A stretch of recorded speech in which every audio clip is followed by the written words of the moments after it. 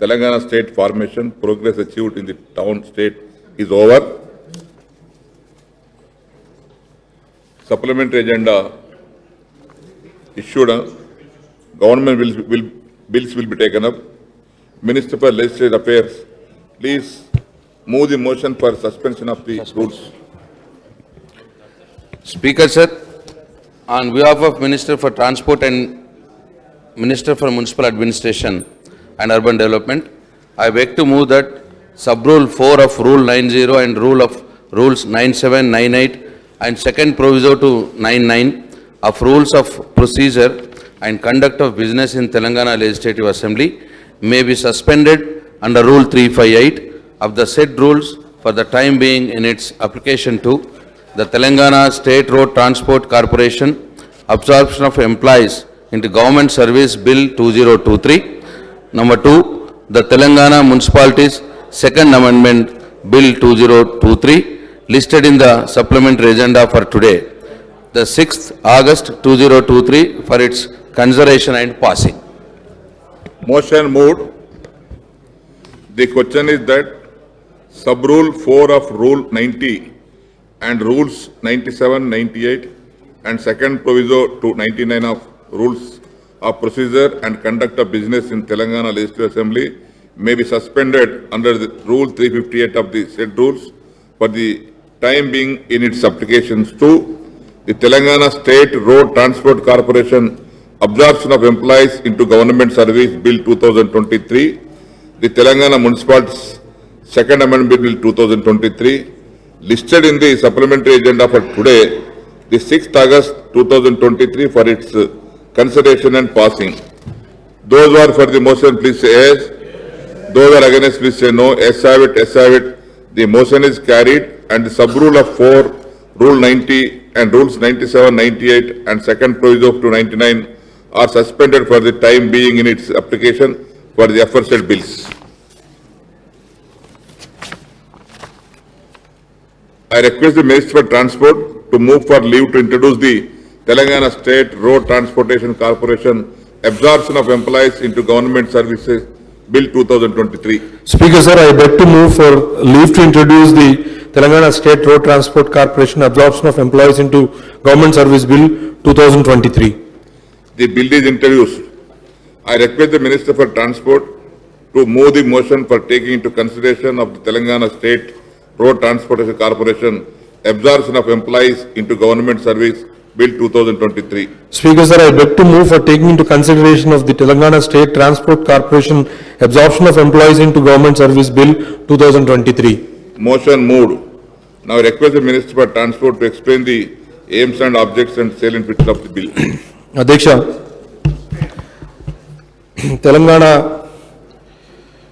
TSRTC ఈ move చేసిన bill ఏదైతే ఉన్నదో ఈ బిల్లుకి సంబంధించి అధ్యక్ష absorption of employees into government service అధ్యక్ష ఆర్టీసీ అనేది 1950 పార్లమెంటులో చేయబడిన రాష్ట్ర రోడ్డు రవాణా సంస్థల 1950 పార్లమెంట్లో రూపొందించిన చట్టం ప్రకారంగా ఏపీఎస్ఆర్టీసీ 6/1/1958న అప్పుడున్న Nizam state railways and road transport డిపార్ట్మెంట్ని కార్పొరేషన్లు విలీనం చేస్తూ ఏపీఎస్ఆర్టీసీ స్థాపించబడింది అధ్యక్ష.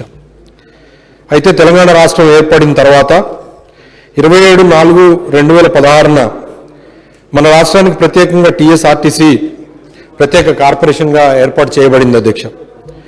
కార్పొరేషన్ నిర్వహణ రాష్ట్ర మరియు కేంద్ర ప్రభుత్వ నామినీలతో కూడిన డైరెక్టర్లు బోర్డుకు అప్పుడు అప్పగించడం జరిగింది అధ్యక్ష. ఏపీ పునర్వ్యవస్థీకరణ చట్టం 2014లో వారసత్వ రాష్ట్రాలు చేపట్టే ఆస్తుల విభజనకు లోబడి అధ్యక్ష ఏపీఎస్ఆర్టీసీని 9వ షెడ్యూల్లో చేర్చడం జరిగింది. విభజన ప్రక్రియ ఇంకా పూర్తి కాలేదు కాబట్టి ఈ అంశం ఇంకా కేంద్ర ప్రభుత్వం పరిశీలనలో ఉంది. మీన్వైల్ రోజు 45 లక్షల మంది ప్రయాణికుల్ని టీఎస్ఆర్టీసీ సేవల్ని ప్రయాణికులు ఉపయోగించుకుంటా ఉన్నారు. ఓ 10.5 లక్షల మంది పాస్ హోల్డర్స్ కూడా ప్రతి నెల టీఎస్ఆర్టీసీ సేవలను ఉపయోగించుకుంటా ఉన్నారు అధ్యక్ష. అయితే ఇందాక గౌరవ ముఖ్యమంత్రి వర్యులు గారు చెప్పినట్లు వివిధ కారణాల రీత్యా టీఎస్ఆర్టీసీ కార్యకలాపాలు ఆర్థికంగా లాభదాయకం లేకపోవడం వల్ల నష్టాలను చవిచూస్తూ ఉంది. అందులో ప్రధానమైనది డీజిల్ ప్రైజెస్ హైక్ అధ్యక్ష.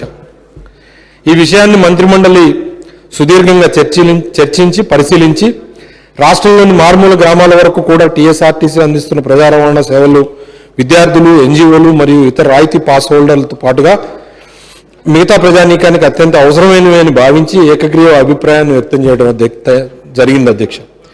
కాబట్టి సంస్థను ప్రోత్సహించాలనే ఉద్దేశంతో టీఎస్ఆర్టీసీ నష్టాలు, సిబ్బంది జీతభత్యాలు, ఉద్యోగ భద్రత లాంటి విషయాలను దృష్టిలో పెట్టుకొని ఆర్టీసీ ఉద్యోగులను ప్రభుత్వ ఉద్యోగస్తులుగా పరిగణించాలని చెప్పి కేబినెట్లో నిర్ణయించారు అధ్యక్ష.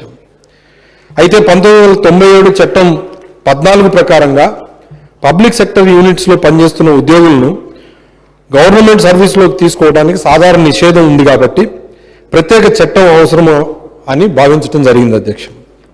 ఇందుకు గాను టిఆర్ఎండ్బి డిపార్ట్మెంట్ యొక్క అడ్మినిస్ట్రేటివ్ కంట్రోల్లో కొత్త డిపార్ట్మెంట్ హెడ్ని ఏర్పాటు చేసి వీరు టీఎస్ఆర్టీసీ యొక్క ఎక్స్ అఫిషియో వీసీ అండ్ ఎండీగా ఉంటారు.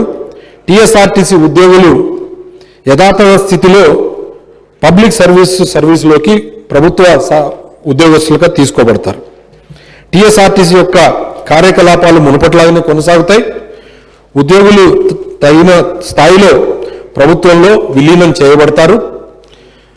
ఆర్టీసీకి సంబంధించిన ఆస్తులు ఏవైతే ఉంటాయో అవన్నీ కూడా యథాతథంగా టీఎస్ఆర్టీసీ కార్పొరేషన్ ఆధీనంలోనే ఉండటం జరుగుతుంది అధ్యక్ష. ప్రభుత్వం కొత్త సర్వీస్ రూల్స్ రూపొందించే వరకు ప్రస్తుతం ఉన్న టీఎస్ఆర్టీసీ సర్వీస్ రూల్స్ని మరియు ఇతర నిబంధనలు వర్తిస్తాయి. టీఎస్ఆర్టీసీ రోజువారీ కార్యకలాపాలు, స్థిర మరియు చరాస్తుల నిర్వహణలో కొత్తగా ఏర్పడే డిపార్ట్మెంటు మరియు టీఎస్ఆర్టీసీ యొక్క డైరెక్టర్ల బోర్డు ఆధ్వర్యంలో కలిసి కొనసాగుతాయి. టీఎస్ఆర్టీసీ ఉద్యోగులను ప్రభుత్వ సర్వీసులోకి తీసుకోవడం వల్ల అయ్యే ఖర్చు, పే మరియు అలవెన్స్ల కోసం సంవత్సరానికి 3,000 కోట్ల రూపాయలు ప్రభుత్వానికి భారంగా పడుతుంది. రెగ్యులర్ ఉద్యోగుల సంఖ్య ఇవాళ ఉన్నది 43,035 మంది. కాంట్రాక్ట్ మరియు క్యాజువల్ ప్రతిపాదనగా 240 మంది ఉద్యోగులు ఈరోజు టీఎస్ఆర్టీసీలో పనిచేస్తూ ఉన్నారు. ఈ 43,035 మంది ఈ ప్రతిపాదించిన బిల్లు ద్వారా ప్రభుత్వ సర్వీసుల్లోకి వాళ్ళు అబ్జర్వ్ చేయబడతా ఉన్నారు అధ్యక్ష. కాబట్టి ఈ salient features of the objectives of the బిల్ని నేను ఎక్స్ప్లెయిన్ చేశాను. తద్వారా ఈ బిల్లును ముందుకు తీసుకుపోవాల్సిందిగా కోరుతా ఉన్నా అధ్యక్ష.